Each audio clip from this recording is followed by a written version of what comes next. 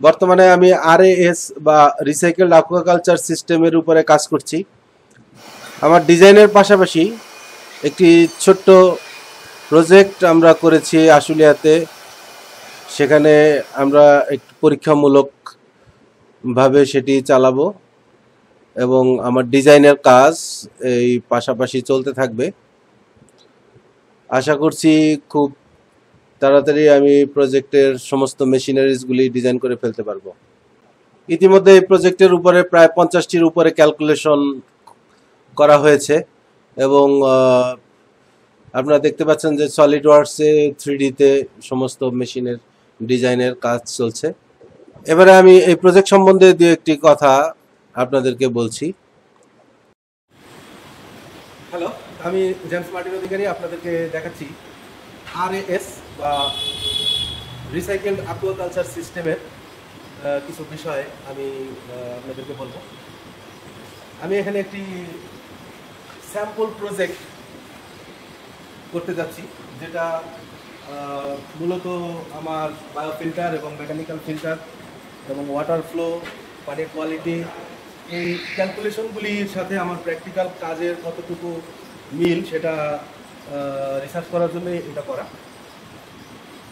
আরএএস বা recycled aquaculture system হলো ঘরের ভিতরে মাছ চাষ, যেখানে আপনার টন টন পানি প্রতি ঘন্টায় পরিশোধন হয়ে আবার মাছের ট্যাঙ্কিতে ফেরত আসবে। এখানে মাছ পুকুরের চাইতে খুব বেশি সুস্বাস্থ্যে বাস করতে পারবে এবং তাতে করে তাদের গ্রোথ পুকুরের থেকে বেশি হবে। একটা পুকুরে যে পরিমাণ জায়গায় যে পরিমাণ মাছ চাষ করা যায় তার থেকে 30 গুণ বেশি মাছ উৎপাদন সম্ভব একই জায়গায় ঘরের ভিতরে। কিছু ট্যাঙ্কি এবং তার সাথে কিছু মেকানিজম যেমন biofilter, mechanical filter, oxygen generator, skimmer, এই জাতীয় কিছু ইকুইপমেন্টের ব্যবহার এখানে করা হয়, যার সাহায্যে মাছকে একটি সুন্দর এনভায়রনমেন্ট দেওয়া হয়, যেখানে মাছ অল্প পানিতে অধিক মাছ খুব স্বাচ্ছন্দ্যে বড় হতে পারে। এবং এখানে মাছের মর্টালিটি নাই বললেই চলে, জিরো মর্টালিটি। এখানে প্রচুর অক্সিজেন দেওয়া হবে পানির ভিতরে, যাতে মাছের সুস্বাস্থ্য নিশ্চিত হবে। এবং একটি বায়োফিল্টার আছে, যেখানে ব্যাকটেরিয়ার সাহায্যে মাছের যে পানির যে অ্যামোনিয়া, সেই অ্যামোনিয়াটাকে নাইট্রেটে কনভার্ট করে এবং নাইট্রেটে কনভার্ট করা হয় করে পানিটাকে বিশুদ্ধ করা হয়। এবং এই বায়ো ফিল্টারটা যেভাবে কাজ করে, এখানে কিছু বায়ো মিডিয়া আছে, আমি দেখাচ্ছি। এটা হচ্ছে বায়ো মিডিয়া।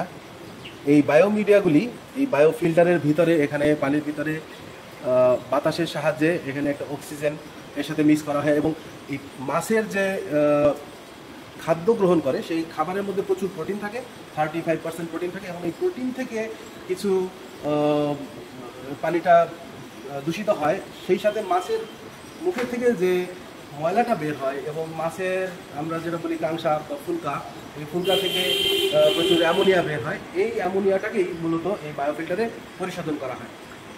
তো আমার এটা এখনও পুরোপুরি কমপ্লিট হয় নাই। আমি আশা করতেছি পরবর্তীতে স্টেপ বাই স্টেপ আমি আপনাদের এই জিনিসগুলি আরও জানাতে পারবো। ধন্যবাদ।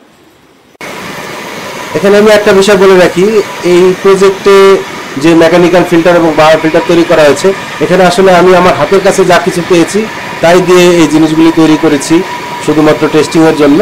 কিন্তু পরবর্তীতে আমার ডিজাইন অনুযায়ী যখন এগুলি তৈরি হবে তখন জিনিসগুলি দেখতে অন্যরকম হবে এবং এর কার্যকারিতাও হবে এর থেকে অনেক বেশি, অনেক অধিক ক্ষমতা সম্পন্ন।